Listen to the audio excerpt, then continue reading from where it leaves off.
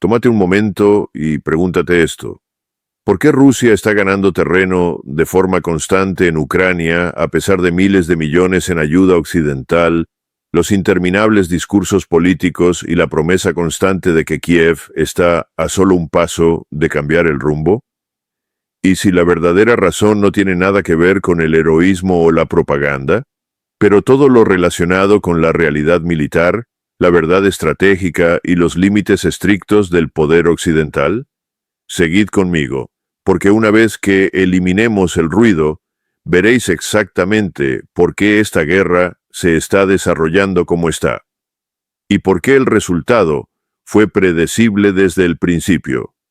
Cuando hablamos de la profundidad estratégica de Rusia y su movilización industrial, hablamos de algo que Occidente nunca llegó a comprender del todo. Rusia se preparó para esto mucho antes de que se disparara un solo tiro. Construyeron reservas, ampliaron las líneas de munición, reactivaron antiguas fábricas y entrenaron a la mano de obra necesaria para sostener una guerra prolongada. La mayoría de los líderes occidentales asumían que Rusia colapsaría bajo las sanciones en cuestión de meses. Asumían que la economía rusa era vacía, su ejército estaba desfasado, su sociedad frágil. Pero esa suposición se basaba en un deseo ilusorio, no en un análisis exhaustivo. La verdad es que Rusia pasó años reconstruyendo su base militar industrial, anticipando que la expansión de la OTAN acabaría llevándola a un punto en el que tuvieran que actuar. Y cuando empezó el conflicto no entraron en pánico, ajustaron, movilizaron y ampliaron la producción a un ritmo que Occidente simplemente no podía igualar. Sin embargo, Rusia tiene algo aún más importante que las fábricas, tiene profundidad estratégica. Eso significa espacio, un espacio inmenso, espacio para absorber golpes, espacio para reubicar industrias, espacio para entrenar fuerzas sin que el enemigo las alcance, espacio que hace casi imposible romper el impulso del país. Esta es la misma profundidad que detuvo a Napoleón, la misma profundidad que destruyó la ambición de Hitler. Le da a Rusia un colchón que Ucrania nunca podrá tener y que la OTAN no puede replicar. Así que, cuando la gente pregunta por qué Rusia sigue avanzando, es porque tiene los recursos, la mano de obra, la producción y la geografía estratégica para sobrevivir a cualquier guerra por poder. Y mientras los gobiernos occidentales insisten en que un nuevo paquete de armas cambiará mágicamente la situación, la realidad es que Rusia produce más proyectiles cada mes que todo Occidente junto. Eso no es una estadística, es una ventaja que da la victoria a la guerra. Al mismo tiempo, la mano de obra de Ucrania se está desmoronando. No porque a los ucranianos les falte valor, han luchado con valentía, sino porque no se puede librar una guerra de desgaste contra un oponente mayor y mejor abastecido sin quedarse sin gente. Ucrania perdió la mayoría de sus soldados experimentados en el primer año. Los asesores occidentales seguían empujándolos a asaltos frontales, esperando que lograran avances militarmente imposibles. Y cada vez que Ucrania pedía una pausa, los funcionarios occidentales insistían en otra contraofensiva, otro empuje, otro intento de crear impulso. Pero el impulso no viene de los eslóganes, proviene de la fuerza, las reservas, la logística y la capacidad de rotar fuerzas frescas en la lucha. Ucrania no tenía nada de eso. Con el paso de los meses, la edad media de los soldados ucranianos aumentó. Veías unidades llenas de hombres de 40 y 50 años, personas que nunca deberían haber estado cerca de la línea del frente.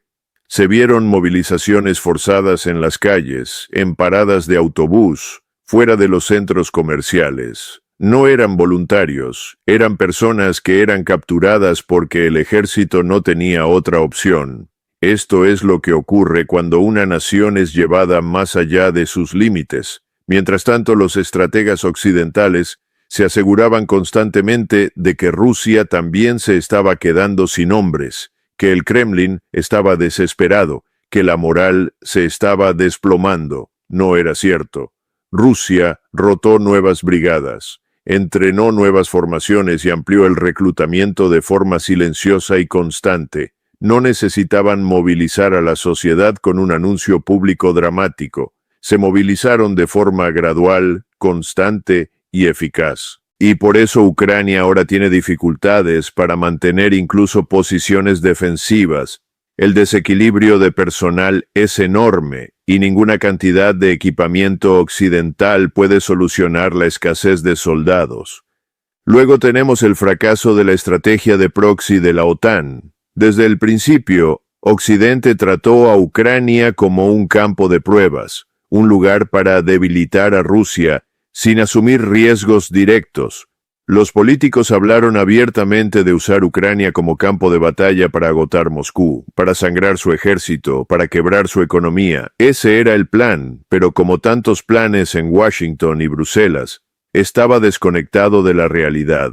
Se suponía que Rusia se rompería antes que Ucrania. Se asumía que el ejército ruso era incompetente, corrupto e incapaz de adaptarse. Se suponía que la tecnología de la OTAN superaría todas las desventajas, y todas esas suposiciones eran erróneas. Los países de la OTAN enviaron armas sin ninguna estrategia coherente, entrenaron a las fuerzas ucranianas en métodos que no encajaban con el campo de batalla, prometieron sistemas avanzados que tardaron meses en llegar, y a veces nunca llegaron.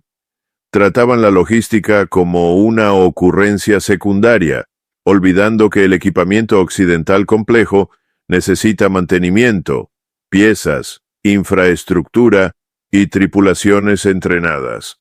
Al mismo tiempo, Rusia se adaptó rápidamente. Construyeron defensas a kilómetros de profundidad. Integraron drones, artillería y guerra electrónica de formas que Occidente no esperaba. Convirtieron el campo de batalla en una zona de muerte, donde cada asalto ucraniano resultaba un fracaso costoso. Occidente esperaba que Rusia se derrumbara bajo la presión, pero en cambio fue la estrategia de la OTAN la que se vino abajo. Ucrania quedó sobrecargada, mal equipada y exhausta. Los arsenales occidentales se agotaron. Los ejércitos europeos se dieron cuenta de que ni siquiera tenían suficiente munición para su propia defensa, y Washington descubrió de repente que producir armas para una guerra real, no para una pequeña acción policial, lleva años, no semanas. Toda la base de la estrategia de proxy era defectuosa.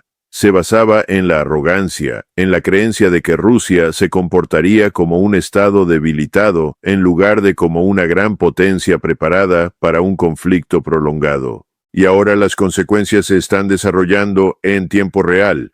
Ucrania está luchando por mantener la línea. Rusia está ganando terreno. La unidad occidental está resquebrajando.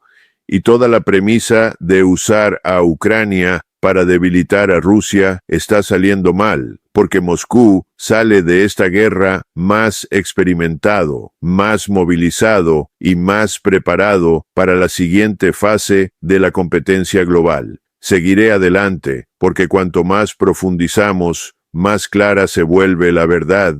Cuando observamos las realidades del campo de batalla que los medios nunca cubrieron, estamos viendo el corazón de por qué esta guerra se desarrolló como lo hizo. La mayoría de la gente en Occidente era alimentada con una dieta constante de optimismo, historias emocionales y relatos heroicos. Se les dijo que Rusia era incompetente, que sus fuerzas estaban desmoralizadas, que su equipo se oxidaba y que Ucrania estaba a minutos de algún avance dramático. Pero las guerras no se deciden por paneles de televisión ni discursos políticos. Se deciden por hechos concretos sobre el terreno, por potencia de fuego, por logística, por la capacidad de atacar, maniobrar y resistir. Y el campo de batalla en Ucrania expuso algo muy incómodo. La comprensión occidental de la guerra moderna estaba desfasada y la representación occidental del conflicto era simplemente errónea. Cada vez que Ucrania intentaba una gran ofensiva, se topaba con un muro de fuego ruso. Rusia no dependía de tácticas de la Segunda Guerra Mundial. Construyeron defensas en capas, de kilómetros de profundidad, fortificadas con minas, trincheras, obstáculos antitanque, nidos de drones, unidades de guerra electrónica y artillería posicionadas muy atrás.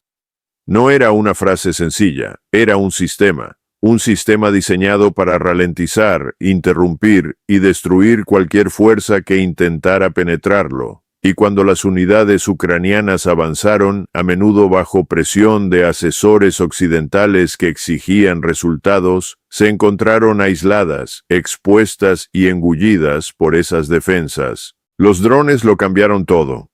Rusia integró drones en todas sus operaciones. Los drones de reconocimiento flotaban constantemente, cartografiando posiciones ucranianas, siguiendo movimientos y ajustando el fuego de artillería en tiempo real. Y luego llegaron los drones kamikaze, baratos, rápidos, devastadores.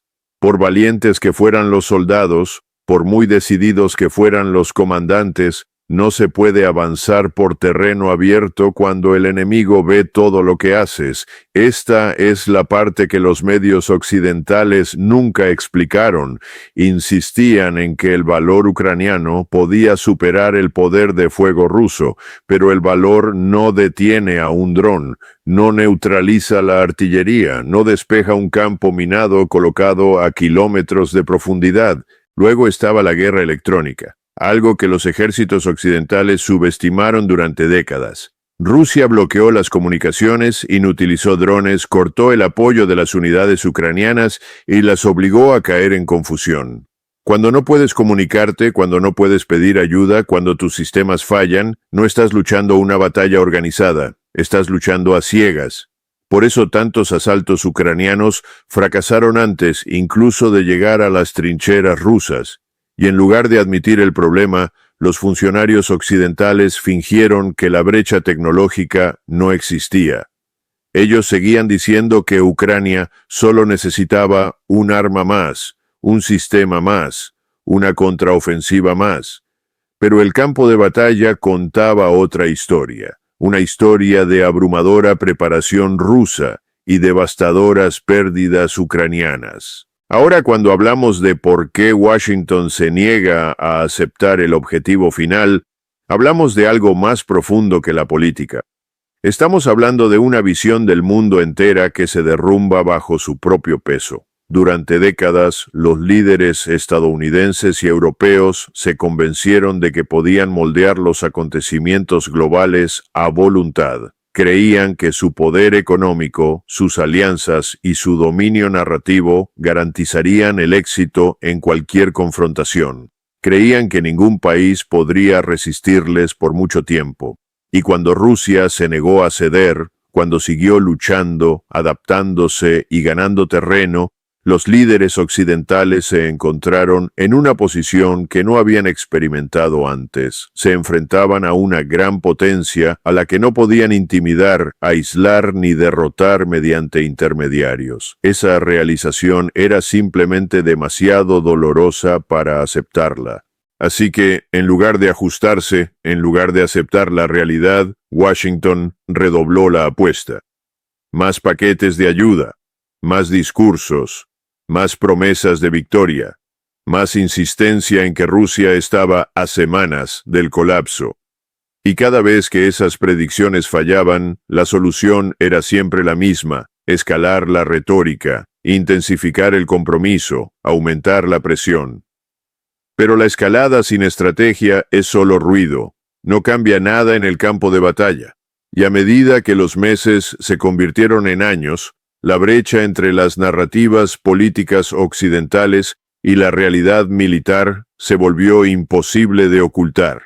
El problema es aún más profundo. Muchos en Washington construyeron sus carreras sobre la creencia de que el poder estadounidense era ilimitado. Moldearon la política basándose en la suposición de que ningún rival podría igualar a Estados Unidos, ni militarmente, ni económicamente, ni industrialmente. Pero Rusia rompió esa ilusión, reveló la fragilidad de la industria occidental, los límites de la logística occidental, la falta de preparación estadounidense para una guerra real y de alta intensidad.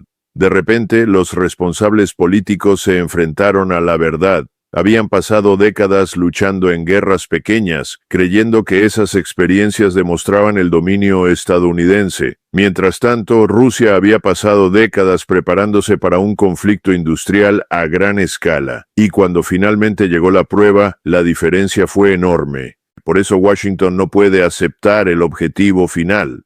Porque aceptarlo significa reconocer que la estrategia fracasó. Significa admitir que las sanciones no rompieron a Rusia. Esa expansión de la OTAN provocó un conflicto que Occidente no pudo controlar, que miles de millones de dólares y envíos interminables de armas no cambiaron el resultado. Y quizás lo más importante, significa admitir que el mundo está cambiando, que el poder ya no está concentrado en un solo lugar y que ignorar el auge de otras naciones ya no es una opción. También hay miedo a las consecuencias políticas. Muchos políticos vincularon su reputación a promesas de victoria ucraniana. Aseguraron a los votantes que apoyar a Kiev debilitaría a Rusia, fortalecería la OTAN y aseguraría la seguridad de Europa. Pero ahora, mientras Ucrania pierde terreno, su economía colapsa, su personal disminuye, esos mismos políticos temen enfrentarse a la verdad ante el público. Es más fácil retrasarlo, es más fácil negarlo, es más fácil fingir que la victoria sigue siendo posible, incluso cuando todas las evaluaciones militares dicen lo contrario. Y sin embargo, a pesar de todo esto, crece una comprensión silenciosa a puerta cerrada. En Washington, en Bruselas, en Berlín, los líderes saben que la guerra está llegando a su fase final. Saben que Rusia tiene la ventaja. Saben que Ucrania no puede revertir la situación. Saben que este conflicto terminará en términos rusos, no en términos occidentales. Pero no están preparados para decirlo en voz alta. Todavía no. Porque una vez que lo hacen, toda la narrativa se derrumba y el mundo ve el precio completo de su error de cálculo. Lo que está ocurriendo ahora es una lenta y dolorosa realización, la realización de que el poder está cambiando, que las viejas suposiciones ya no se mantienen, que la era de las victorias fáciles ha terminado. Y a medida que esta verdad se vuelve imposible de ignorar, la cuestión es qué está dispuesto a hacer Occidente a continuación. ¿Sigue fingiendo que la guerra es ganable? ¿O acepta finalmente la realidad y comienza el largo y difícil proceso de reconstruir, repensar y remodelar una estrategia que reconoce el mundo tal como es, no como era antes? Al final, este conflicto no se trata de narrativas, eslóganes ni pensamientos ilusorios. Se trata de poder, preparación y resistencia. Rusia entró en esta guerra con objetivos claros, recursos abrumadores y la voluntad de llevarla hasta el final. Ucrania, trágicamente, fue empujada a una lucha que no pudo ganar, sostenida solo por promesas occidentales que nunca estuvieron fundamentadas en la realidad militar. El resultado que estamos presenciando hoy no es una sorpresa, es la consecuencia inevitable de ignorar los límites de la geografía, la logística y la fuerza humana. Y a menos que Washington reconozca pronto estos límites, las consecuencias para Europa y para Estados Unidos solo serán más severas.